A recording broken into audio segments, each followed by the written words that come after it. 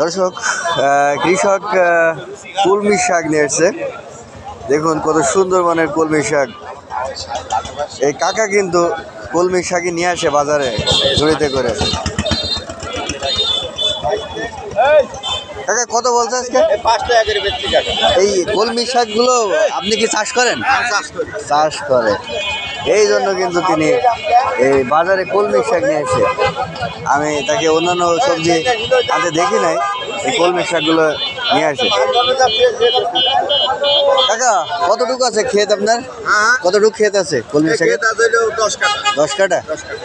লভ্যাংশ বেরিয়েছে? যাক, এখন তো আছে সব বোনাস। এখন যাচ্ছে সব বোনাস, তাই না?